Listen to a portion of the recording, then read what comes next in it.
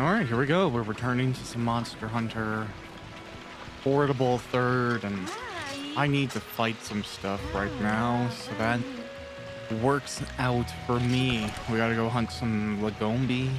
Not exactly my preferred beating bag, but we'll take it. I don't have any stuff on me I don't need. I'm trying to be healthy about my anger. I haven't always been that way. I've been in a pretty good place for a fair amount of years. But I definitely I feel that frustration, and you know it's interesting for me because I like to disseminate how I feel about things. I like to try and break it down as much as I can, and I kind of feel. Well, I can't differentiate between how much of it is legitimate anger motivated by evidence and reality, and whether or not a part of it is hormones. You know, just like being a dude, having testosterone. How much is that at a base level, just like making me hyper fixate on aggression to a point where like I don't even really want to be angry, but I'm just like so frustrated by things that they make me want to put heads through drywall. And I'm not in a situation where I'm really like near the people that I'm angry at, so it's not something luckily that I would ever action on, and nor would I want to even if I was there. But like the frustration is just so palatable. It's tough. I don't know what can be done about it, and I say it could be an element of like physiology, because it feels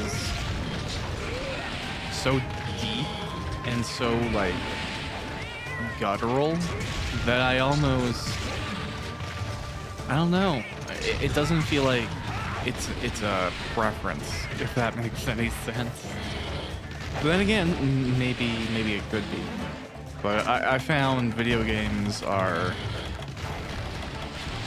very important to amending less than ideal feelings. They're probably like, don't get me wrong, playing a game isn't going to make something wrong right, and it isn't going to fix anything in the real world. But there's lots of things in the real world where like the name of the game is just kind of getting to the end, you know? Like, say you're in school, there's a definitive end, and you just gotta like finish. Sometimes finding something that lets you bite your tongue a little bit longer lets you get through to a point where you don't need to bite your tongue anymore. Or if you do, you have to do it for a different reason, and hopefully your tolerances reset between grievances. It's a whole thing though. Distraction can be good, but avoidance can be bad. So where do you draw the line? How do you even determine like where that line should be? And it's probably going to be different for everybody, right? Like there's some things that, say you're in a place where you're really uncomfortable with like a big loss. There's tons of modern showcasing that just brute forcing yourself to be exposed to something doesn't make you any better, and it just adds to the trauma. Now there is like legitimacy in exposure therapy, but the scale and speed that it's performed at and the monitoring that it's performed at is very clinical, and it's not something that you just go, oh, let's just do it 5 times a day until it doesn't bug me anymore. Like that's actually desensitization. That's not exposure therapy, which is, you know, maybe it's a survival strategy, but it's not what I think you would call a thriving strategy. If we have to numb ourselves to our situation, That should serve as an indicator our situation needs improving. It's tough to take your own advice, though. Sometimes the logic of improving a situation is pretty staggering, or the things that are required to do it. That's if he comes over here, yeah, I'll paintball him.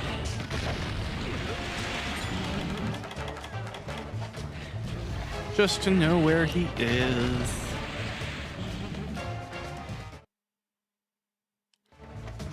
Yeah, I think largely we're not set up in the world to channel our emotions a lot of healthy ways.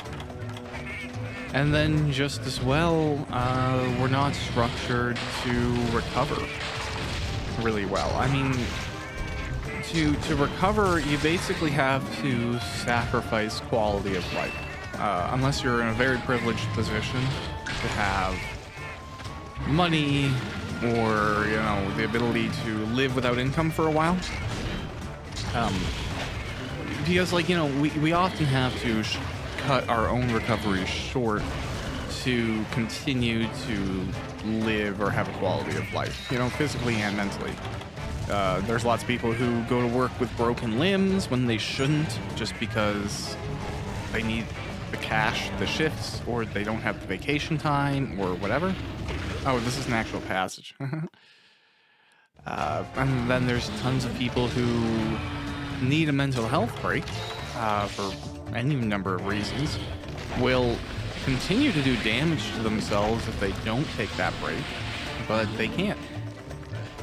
And there's probably a wide scope of people who are affected by that specific issue. And it's tough because there isn't a lot of sympathy.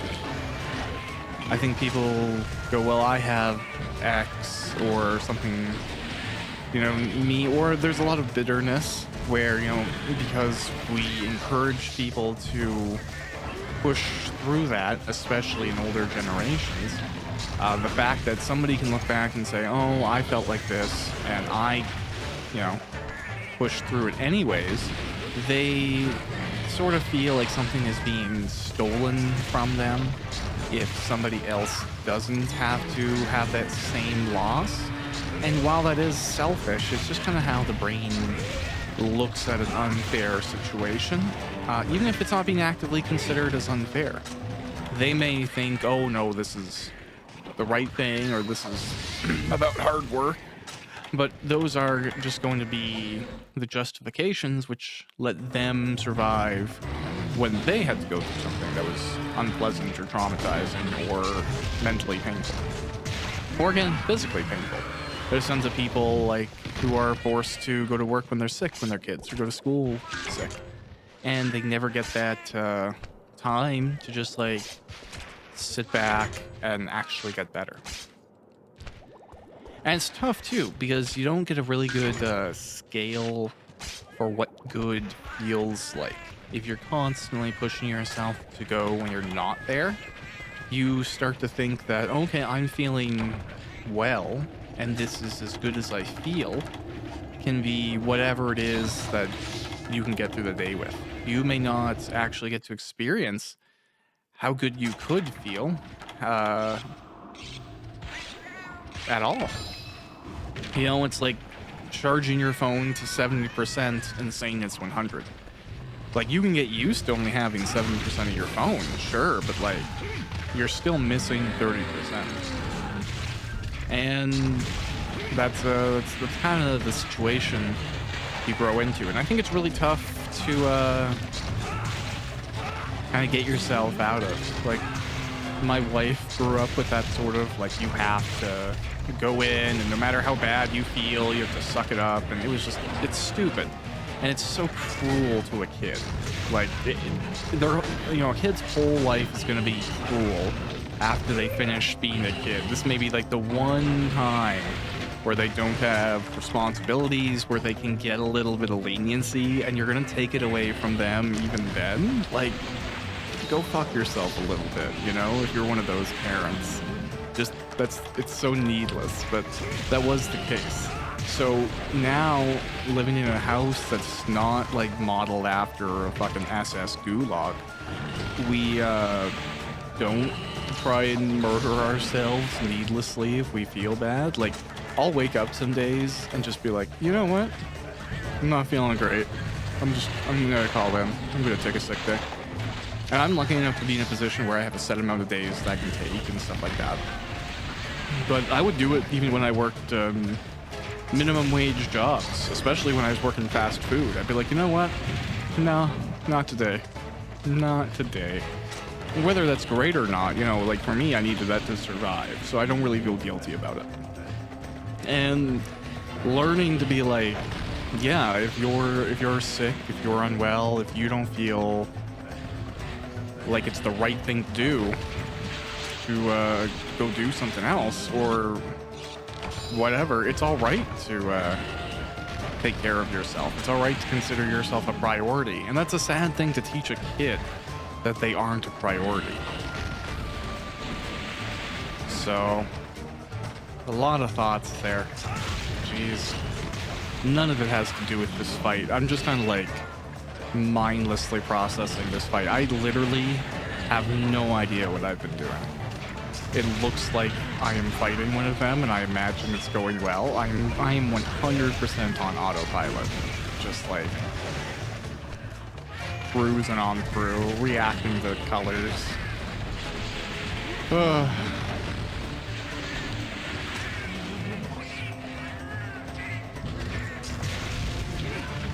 It's funny getting to that place with other games, though. I've always mentioned I play and started playing a fair amount of Final Fantasy XIV. I'm at a point where I've just now beat Endwalker. And I'm going through, I think it's 6.1, the patch, which is, it's been great. I really liked Endwalker. I found like it talked about a lot of stuff at an existential level that I'm really interested in. And it was fun to explore something in a medium I like with like narrative details I like. So that was fun. And there was lots of like cool stuff as a game. That said, I've been playing so much of the game now. I'm over 1,000 hours in and plan on keeping at it. I've started to really get muscle memory for a lot of things. And you know, it's funny with Final Fantasy XIV, I was thinking about this the other day. It's like one of the only games that you can be really good at that game, go to play it at somebody else's computer, and be incredibly shit. Just because of the way that the game is so customizable. Excuse me. So customizable, like my hotkey bindings would probably look like madness to somebody else. And it's going to be the same thing for me looking at somebody else's hotkeys or hotbars. I have like 4 hotbars actively containing skills. You cannot use my macros properly without like a custom keyboard and a custom mouse with like 12 keys on it and the ability to switch between profiles like at another hotkey press, because I like hot swap all of my keys so I can have everything more or less accessible around one hand, like my movement hand. I don't have scraping turned on because I used all mouse camera. So it's like there's a lot of weirdnesses in my control scheme that somebody who's like really good at the game, better than the game than me, could come on and try and play at my computer, and they would just be like, how do I button? So,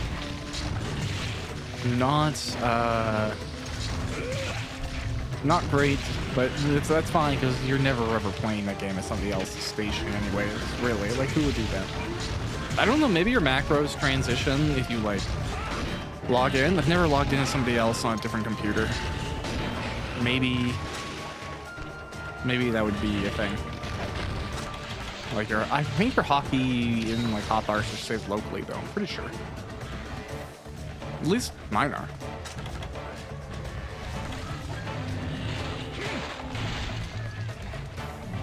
I'm so crap at aim.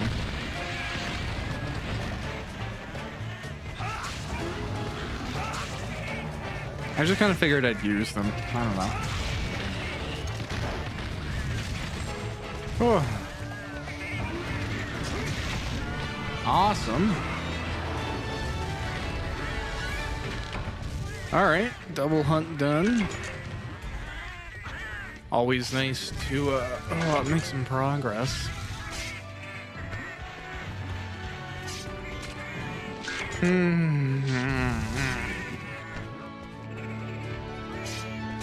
Yeah, this is a cool area.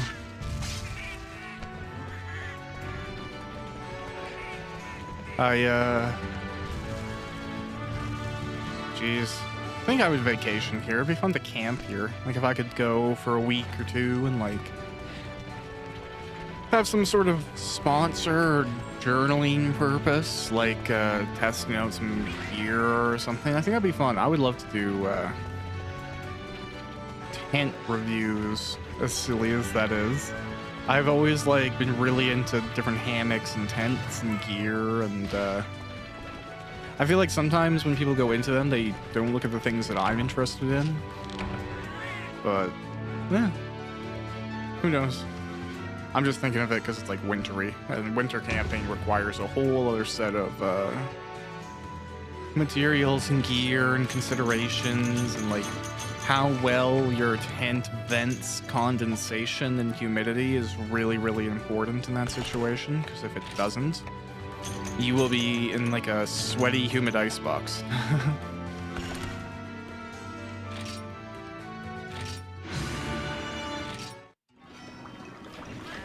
Alrighty, Roo. I'm gonna top up my stuff here. I grabbed the iron pickaxes because I'm using all 4 with like the different felines. Do the minecart mining, although sometimes it precariously fails. Or, oh, okay, Slay 20 baggy. That's not really going to be tremendously difficult, but not bad to cruise on through and get it done. I have no idea what the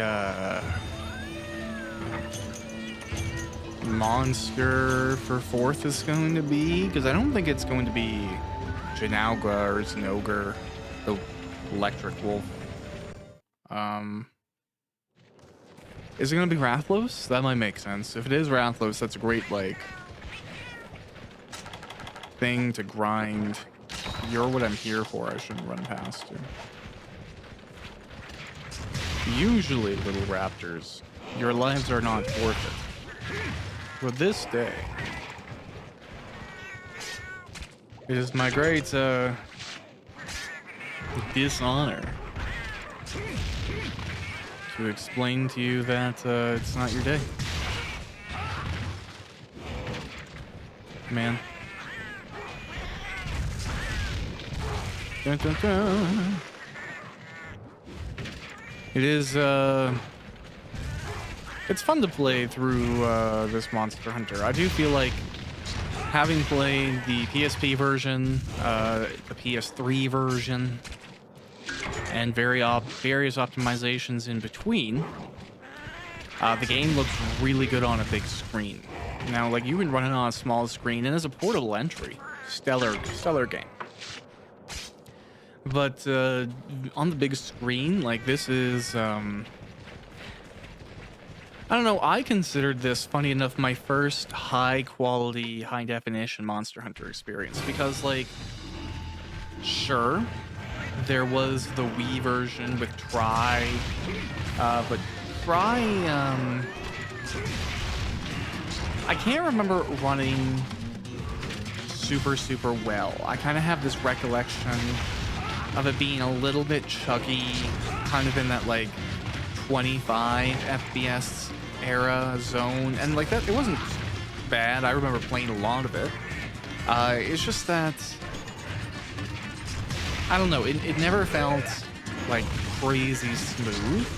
And then when I imported my copy of Third Portable HD and I played it on native hardware on the PS3, like, yes, it was all in Japanese, but it felt really, really smooth. It felt like it didn't have FPS drops. It felt like it was really capable of doing what was being asked. And then it looked really high quality because a lot of the textures had been upgraded and the monster quality was really nice. So it just felt like a really pretty experience. Up until World came out, I would have defended that that was the prettiest looking Monster Hunter game. That's obviously not the case any longer, but it still looks really good. Now, that being said, it wasn't until after that point in time I played Monster Hunter 3 Ultimate, and on the 3DS it looks fine. It looks like a PSP game more or less. On Wii U it does look like a mix between World and the PSP titles. It's either, depending on your view, on par or a bit ahead of the PS3 version of Monster Hunter Portable 3rd HD. I say that because like there are some really cool models involved in 3rd Ultimate on Wii U. The Rathalos especially has a really cool skeleton that's like well built out. The animations are pretty nice, and I think it is generationally a little bit further ahead, so there's some optimizations which are cool. I kind of have gone to this game, even though 3rd Ultimate, like I've kind of skipped the main line to go to the Ultimate version of some games. With the exception of one. Well, actually, I guess arguably, I've only really... No, I have no consistency. Never mind, I don't know what the hell I'm talking about. I did the very first version of the main game, like, one on PS2. I guess it was the North American release, not the Japanese release, so technically, there are some differences, small ones, but anyways. I did that, and then I did the Ultimate version of 2, and now I'm doing a spin-off of 3 before I do the Ultimate version of 3 to do 4 to do the Ultimate version of the old generation games, but in Japanese, or the Japanese release of that game. So yeah, no consistency here whatsoever. The slate is multicolored and consists of various gradients. Turn it into a countertop as you please. But that's okay. That'd be really funny. I'll put like a Resident Evil. I'll like go through and do every single game, get all the way through them, and then after doing like the very final mission of Rise Sunbreak, presuming something new doesn't come out, I would then go and replay Monster Hunter Freedom 1. After all that progress, go right back. Because that's what I think Resident Evil is going to do. That's my theory. Is they're remastered 2, 3, now they've remastered 4. I bet they're going to remaster 5, Code Veronica, 6. They might do 0. And then it would just be hilarious to me if the last remake title that they do is the original game. I think that would be a great way to like reverse the mythos. You play through from the remake perspective everything that original incident in Raccoon City caused, and then and only then do you actually go through with the newest and greatest improvements in graphics, see the actual Raccoon City event. Because as far as I'm aware, we have not yet seen, what we haven't played as Chris in the remake series. We presume, at least I do, that the Chris Redfield that we see in 8 is the version that will be consistent with the canon of the remake series, not the original mainline series. That's my personal guess. So that when we see Chris in Resident Evil 1 and again in 5, or possibly first in 5, then in 1, because we're doing weird ordering, I think we're going to see a version that is consistent with the version we saw in 8, if not a little bit younger. I don't think we're going to see the super jacked version we got from the original 5. And I don't know, I think it's going to tie back to what happens in 9. I think 9 is going to be Capcom's first attempt in a little while of returning to core components of the extended universe. I think we're going to see Wesker. I think we're going to see Rebecca. I think we could potentially have like Ashley Graham as a protagonist. We might even see the return of Shiva. I think there's a lot of potential there. I can't remember his name. Alex, maybe?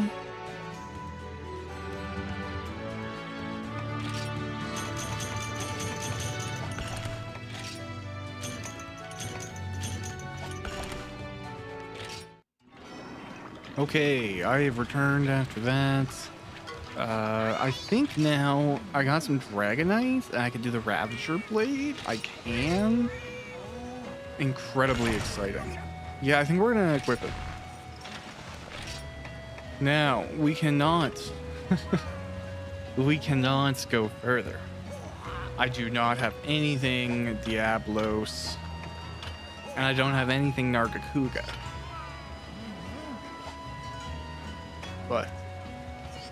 gosh darn. Is the Nargacuga Blade ever cool? I can increase the attack. And honestly, I feel like I should. So let's just do that. Yeah, why not? There we go. 155, affinity 5, defense plus 12. There we go. Little upgrade for ourselves. I don't know what I'm doing. To do this, I'm looking for Rathalos stuff, so it doesn't even... no point in even worrying about that bit.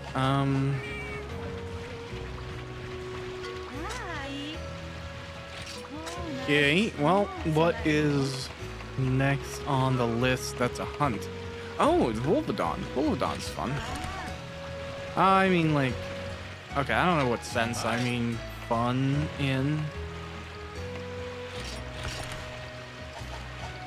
It is an interesting creature.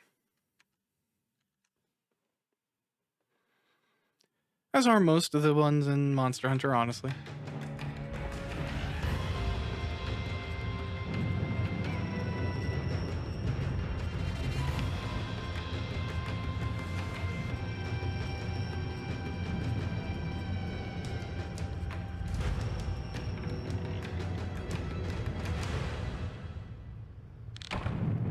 Hey, monsters.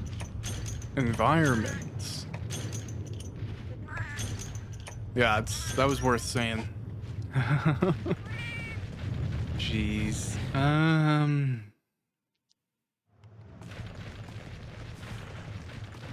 dun, dun, dun, dun.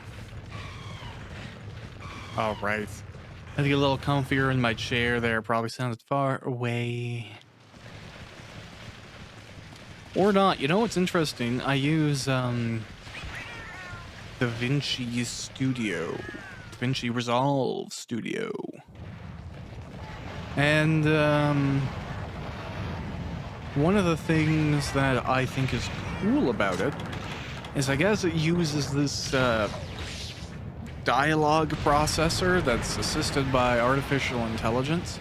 And now I'm very weary about AI because I don't want to replace the integrity of human art. I feel like that's really, really important. People creating stuff for people is part of what humanity is. It's part of what's satisfying as creative people. And I think, yeah, essential.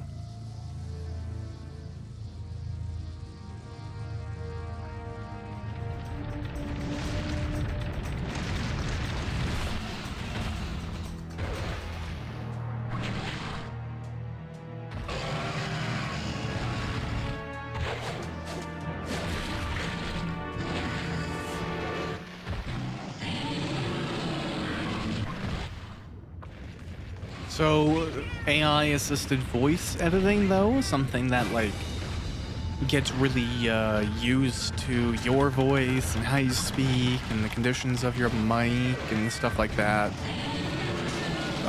That's really cool. So I've been using that, and I imagine it's been getting better at tuning my voice for clarity from episode to episode to episode.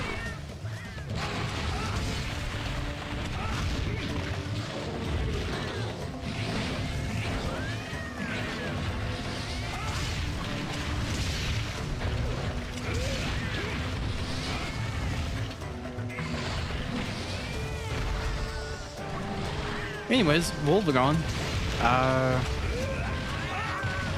I was away in my thoughts for a second there. Volvagon is pretty cool. Oh, I staggered him in an area I can't get to him. So we're just gonna... Yeah, we'll just like eat. Have some noms. We can get through with green sharpness, and we have a little bit more green sharpness than we had previously. I've always been a fan of the Ravager blade. I just feel like it's one of the coolest designs. I remember when when I was younger, I was having a session of Monster Hunter, and for whatever reason, I just didn't always notice that some weapons would change when you drew them. And the second I saw that, I thought it was the coolest thing. That like you could have a weapon and then when you take it out, like it changes in a video game. What? It's just because like I got so used to, I think, really restrictive design. And like if you take some of the first MMOs, for example, that I played, and then you compare them to what I play now with like Final Fantasy Online, it is, ooh, it is night and day. It's not even, it doesn't even look like some of the old things that I played were video games, if I'm being completely frank with you. Some of them, if you look back, they were web pages with some assets on them. I don't even really remember why I was talking about it.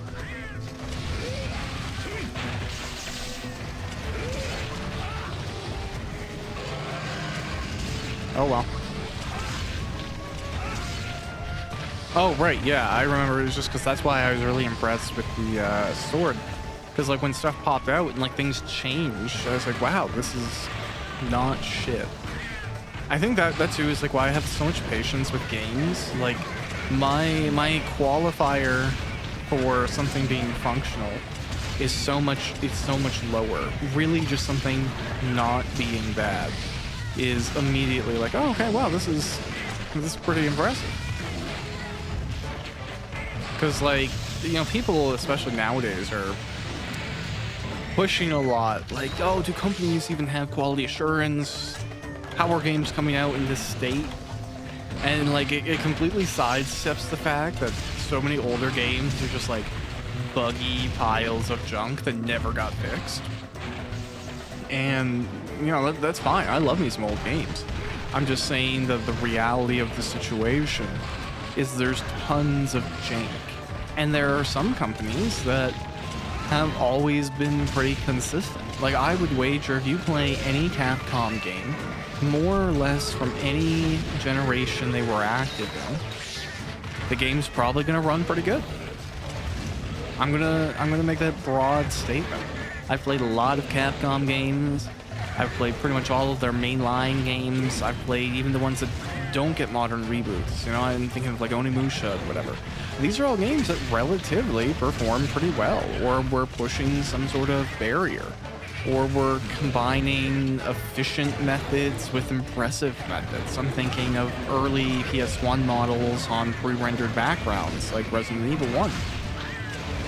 You know, these were things that I think a lot of the games were revolutionary, not just in genre, but in development and production. And they've always kind of been doing that. You look now, like you can run Resident Evil 2 Remake, which is a stunning game. And you can effectively run it on like a smart toaster if the thing has an onboard GPU or an iGPU. It's like Metal Gear Solid 5, The Phantom Pain. That thing runs on integrated graphics at like high settings. It is a marvel of optimization. That's not that that's Capcom. I know it's Konami, but still. Capcom games largely all run really well. You could say Resident Evil 3 Remake is too short, too action-focused, or cuts out too much of the story. And those could possibly be fair complaints, but you can't say that it runs bad. You can't say it doesn't look good. You can't say it doesn't control well, because all of those things would be fabricated complaints. On a functional level, it's a very impressive product. Resident Evil 8 runs great. I understood that some of the particle effects for density things, like the bugs for the sisters, like broke up some GPUs. I don't know if they ever fixed that.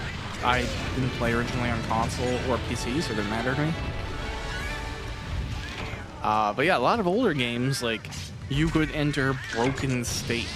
You could ruin your game file. You could literally save in the wrong place and not be able to play and have to restart the entire game. And some of those things were by design, some of them were not. There are so many issues with older games that because I think people didn't play them, or they're only revisiting the gems of the generations that didn't have those problems. They're getting like a slanted perspective. But I wouldn't say games are any buggier now than they ever were. The same percentage of ones coming out are solid from launch as they are awful. It could be said that people are relying too much on DLC expansions and patches nowadays, and I would agree with that. But it doesn't mean that just because people couldn't patch games before, that they didn't launch crappy things or push stuff just because of the timeline and ship product that wasn't ideal. There's tons of stuff that suffered from that reality.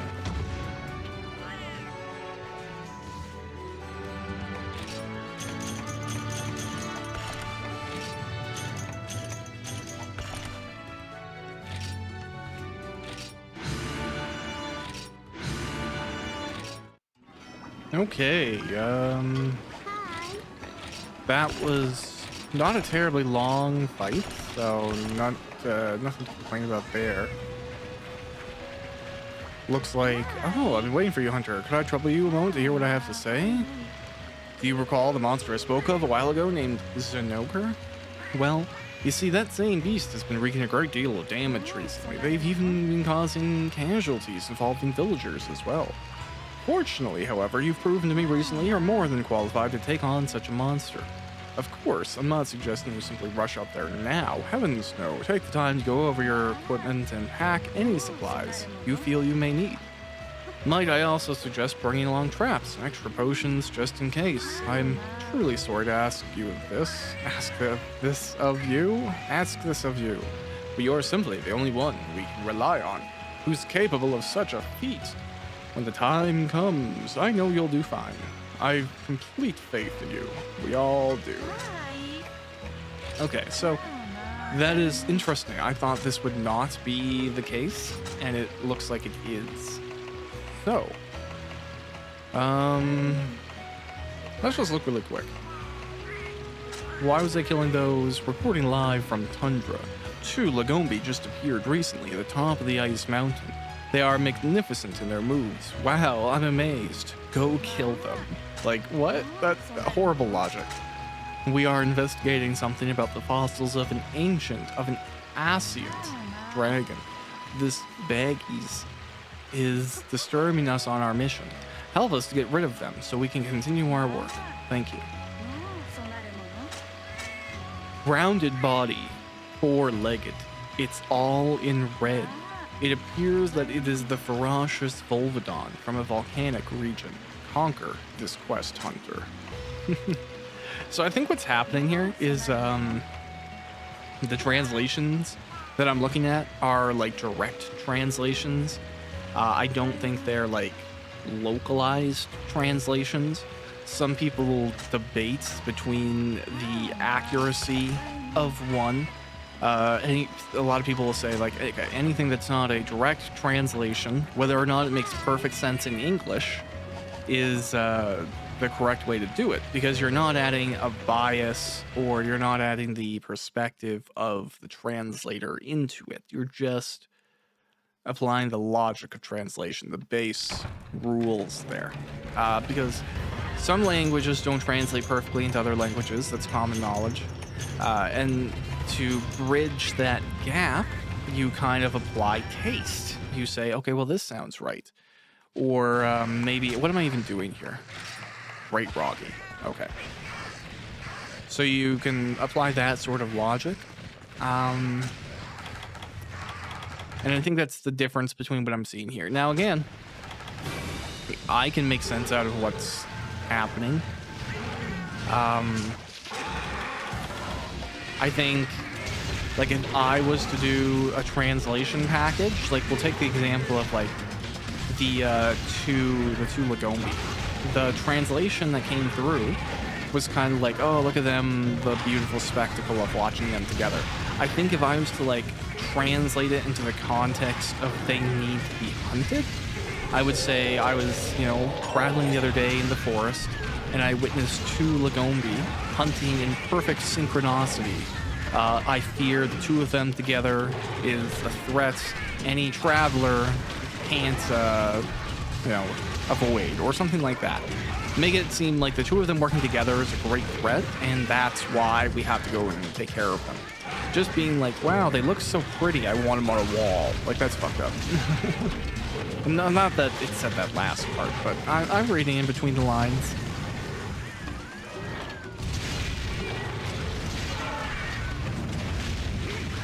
This new sword, A+.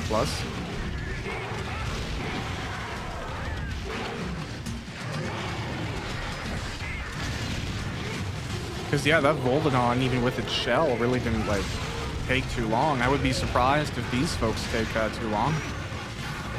Yeah, like, look at that. Buddy is already limping.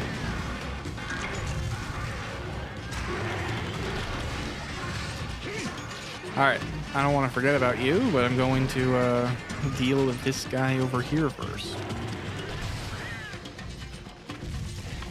And I figure I'm probably going to have to grind out some armor before I go and try the Zinogre. That boy is strong. And while I think this is a sword that could do it, I don't know if this is the gear I want. I might want one tier of armor up. So I'll see what sounds reasonable. I was grinding out... Ooh. Oh, awesome. I was grinding out some Raytheon, but then there's also the consideration of we need to make some guild progress anyways, so maybe that's the direction to go. See if I can get a Rathalos through the guild? I don't know. Because I don't actually know if Rathalos... Actually, I think Rathalos is specifically very weak to electricity. So that's probably not a good set. The best set is probably actually going to be Giganox, if I'm being completely honest. I imagine because of the... It's going to have like a rubbery texture, which is going to give me a resistance to electricity. And Zinogre, I believe it has a Super Saiyan mode, not unlike a Rajang. And when it's in that mode, it effectively deals elemental damage on most of its hits. I think just standing around it You have the potential to gain shocks. And it's not so much that the creature itself is electrical. I think it can harness the electricity of bugs that, like, has a symbiotic relationship with. So, you know, semantic details. From the perspective of someone fighting it, it's a wolf with lightning powers, but the logic of it is less supernatural, more symbiotic. That's okay, though.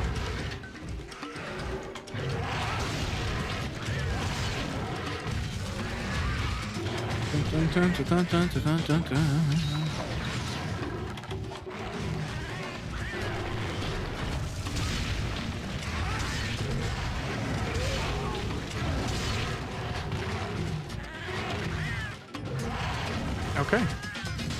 Wow. You're gonna make me roll even more, Great Roggy?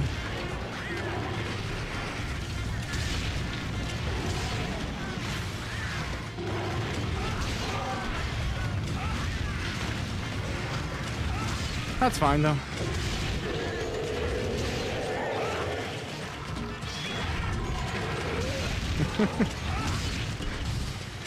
Oh, is this one down and out, too?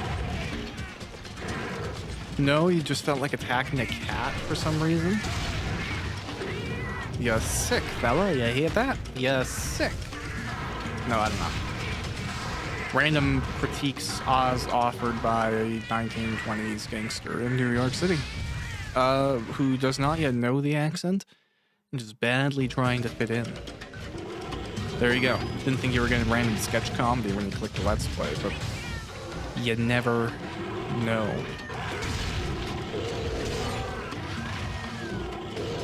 Oh well.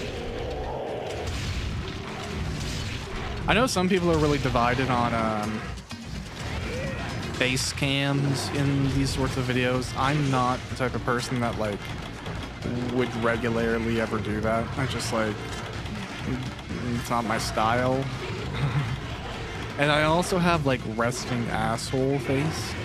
So unless I'm, like, really consciously making an effort, I kind of look pissed off at everything. And it doesn't even help if I'm trying to be positive. Because, like, if I'm like, that's great, it does not sound like it's great.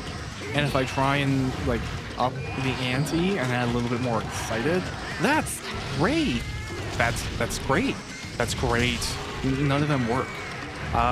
It's not a sentiment that sounds genuine coming from my personality. My optimism is, like, only expressed in meticulous planning and the dedication to follow through with it. If you ever go off, like, how I sound, I will never sound like I believe in anything.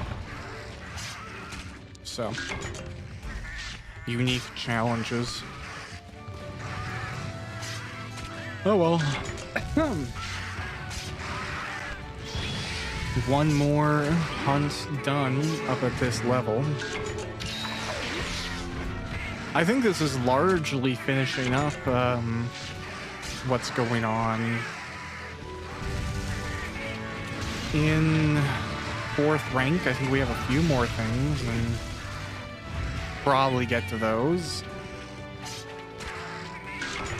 We'll see.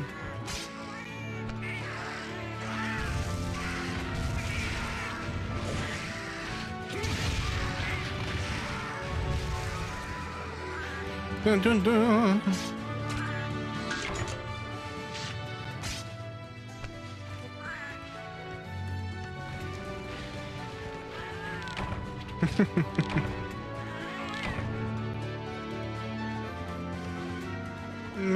Okay, what did we get? A quest clear. Oh my god, those are a rare drop, right? No.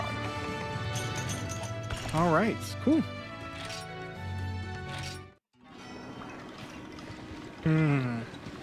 I haven't pet the Boogie in a while.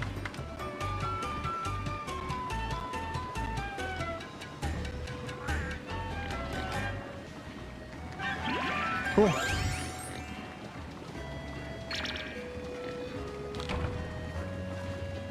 Hey, nice. Now I have this pig.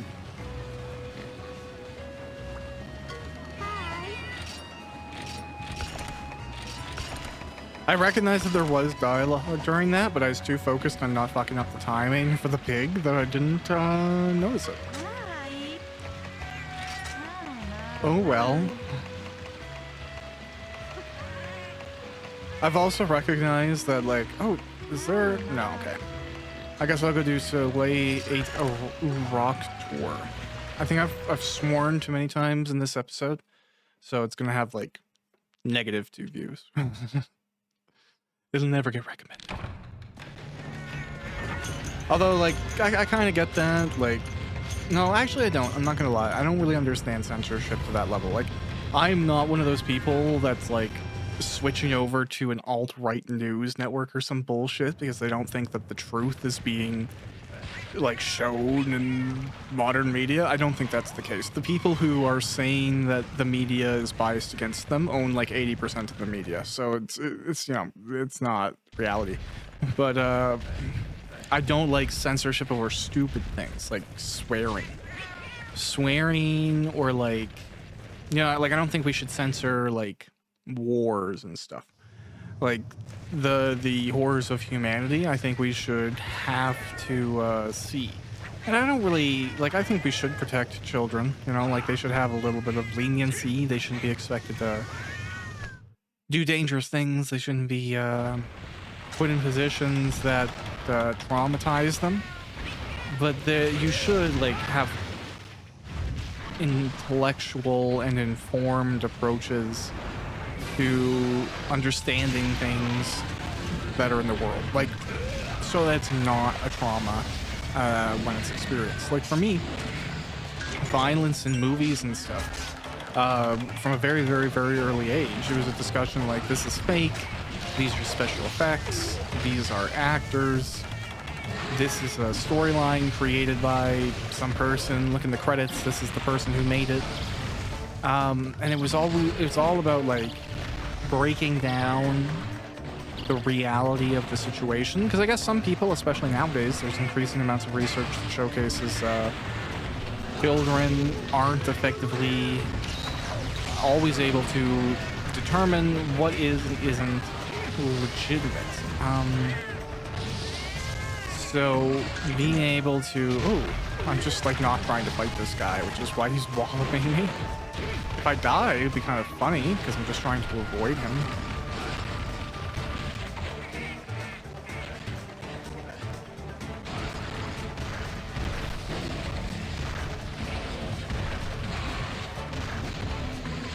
Okay, I just want to just get away. But yeah, I hate when people like cover their kids' faces when like there's a kiss on a TV or something like that. Like that's just, it's so juvenile. Like that type of thing is needless. So like the idea that like you can't swear in front of kids is so confusing to me. And like here's the thing too, like, okay, this is not a great story. Actually, you know what? I've changed my mind. I was going to no, I've changed my mind. That story is omitted. Oh well. It's, you know, like I say I'm not a fan of censorship, but I don't want to throw anyone under the bus either by saying something, so I'm just gonna not. Suffice it to say, I have been confused by what seem to be double standards within the community of people who do that type of censorship. Let's just put it like that. And yeah, you know, that's actually something I've been struggling with a lot lately. Is the difference between logic, tradition, and seniority, and the ability for the latter to impose their will and intentions upon the original. When tradition and seniority start to modify what logic is, I really start to get confused because I don't understand taking illogical actions. And I don't mean this in some like I'm always right, I'm always smart type situation. I fuck up tons. But in my fucking up, it's usually trying to adhere to what makes logical sense, or my best attempt at it. And sometimes I fail at that too. But there's a lot of times where I want to do something that just because it's evidence-based and makes sense, and this is the approach that considers all the variables. But there are other layers to the truth of things in some situations that are very, very frustrating.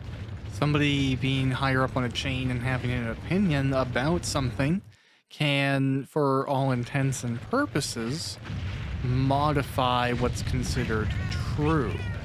Now, I don't like that because I just want true to be true. I don't want evidence to be contested by opinion. I want it to be contested by other evidence. And if we're abiding things that don't have a logical explanation for themselves, I should have mined that with my other pickaxe. I think those things should be avoided. So it's definitely tough for me to do something if I know it's wrong, or do something if I know it's not the correct path based on actual evidence. I've never been somebody who can, the improper term is like shovel crap. I'm happy to work hard, to, investigate, figure things out at a high level and do the work to do it the right way. But I just suck at cutting corners or poking holes or doing this kind of like lazy half-ass type of thing. Like I'm so bad at it. And it feels like a lot of the times when people are trying to change the nature of logic or the nature of truth, it's to abide at some level of laziness. It's to subvert the correct path with a path that feels better, but very well may not be, or shouldn't be.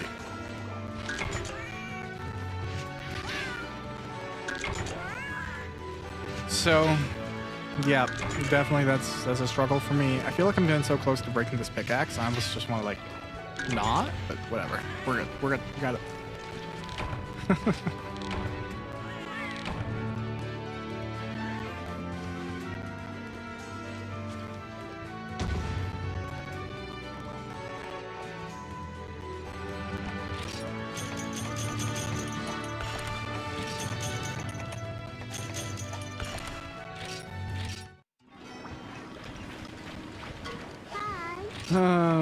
Cool drink.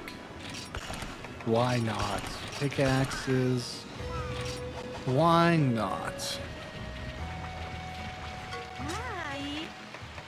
Alright, I think what the last is like, yeah, I gotta go take care of 20 Roggy. That's the last thing, hunting quest here, so might as well do it. Finish it out, and then I guess it might be between now and next episode I go and do a reasonable amount of Giganox grinding. Because I think that might be one of the better paths here. Get that gear, because I think it's going to be stronger than what I have at a base defense value anyways, so it's going to be useful moving ahead. The thing is, too, is once I get the Zinogre, I'm probably going to want the armor and the... Oh, Great Roggy right away. That's funny. Get the gear from that, because the sword is awesome. It's a very cool looking greatsword. Let's just go this way, whatever. And of course it deals electricity damage. Now, arguably, if we were to be very, very, very focused on meta, elemental weapons are basically useless on greatswords. Like elemental damage is more or less useless, because like As I understand it, the way the elemental damage is procced is on like a per hit or percentage of every hit chance it can trigger and then deal with damage. But the greatsword, given that it has such a slow attack speed, it doesn't tend to proc the actual elemental damage all that much, just because your actual hit, your hit per second is lower than a lot of the other weapons. Now, I don't know if that's true. I've historically, before I knew that, used elemental weapons, and maybe just because I thought I was doing better, I played better, and I observed the difference. From a good practice standpoint, I'm going to go ahead and say that it's still valuable to go with elemental weaknesses, resistances, and affinities and whatever. So I'm gonna, but I concede even before I make the sword that it could be useless on my preferred weapon.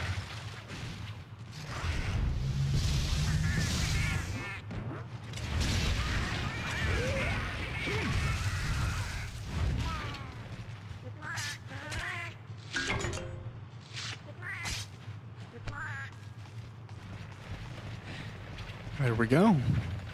I don't think it's many left, right? 11. Fine enough amount. A lot of side questing, or you know what, I guess not. Arguably, there's been a new monster in this episode, there's a new monster in the last episode. So the side quests are just regular old progress.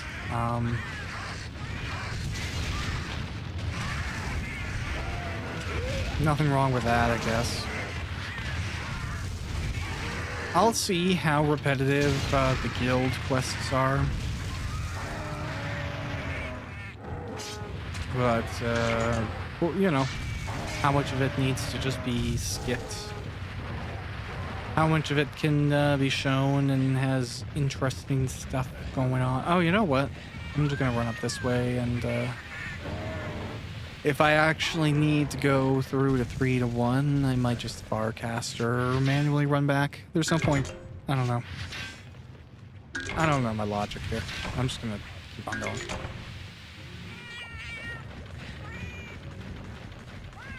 Because there might be some in 8, there might be some in 10. It's all cats in 8? What? I know cats like it warm, but this feels like a stretch. Okay.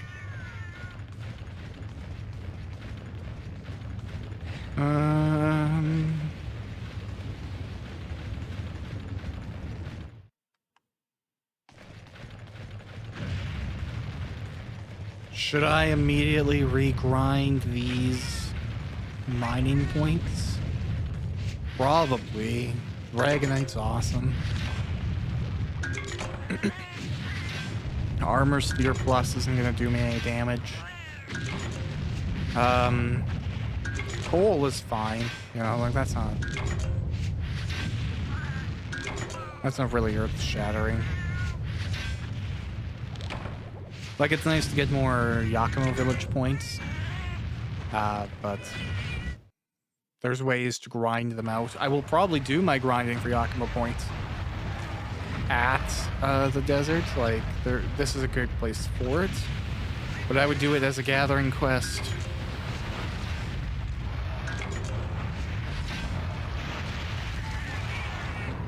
Alright, this is a hostile area to mining, and I don't really want to fight those things.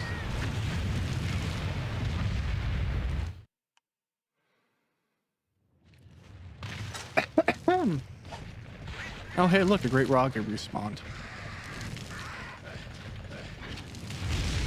Look, I epically missed. Yeah. Is Epic... Epic's not part of Vernacular anymore, is it? Is Vernacular part of Vernacular anymore? I don't think so.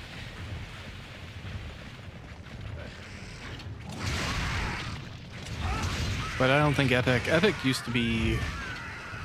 Yo, man, that's epic. That was it. That and Bacon, I think. epic bacon being, I imagine, the highest of statuses if one were to chart it out from an anthropological position.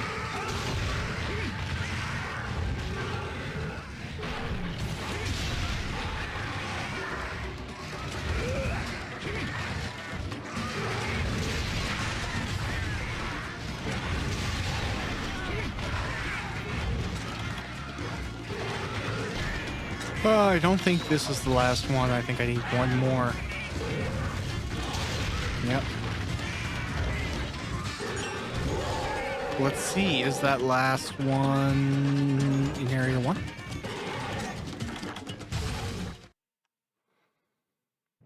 It is. Hey, you're the last one. Congratulations. Oh, no, you weren't. What? My math is all wrong. I thought I had 5 left when I was in that other room, then killed 4. Clearly, I didn't.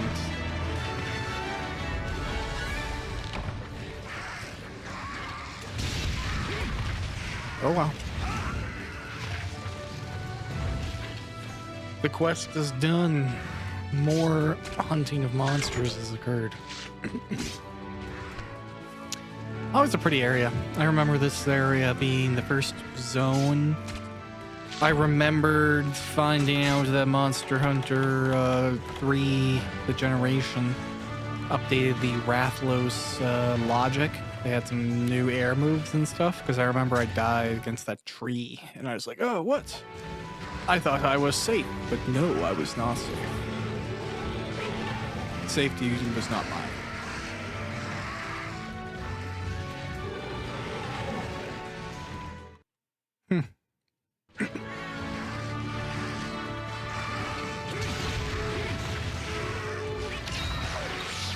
I probably won't even get the carve here. Oh no, I will. Look at that. I felt like I was like right on the time.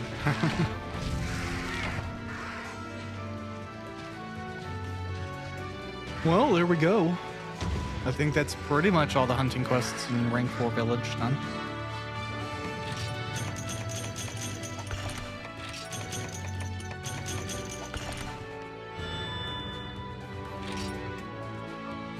Oh, cool. I might wet that.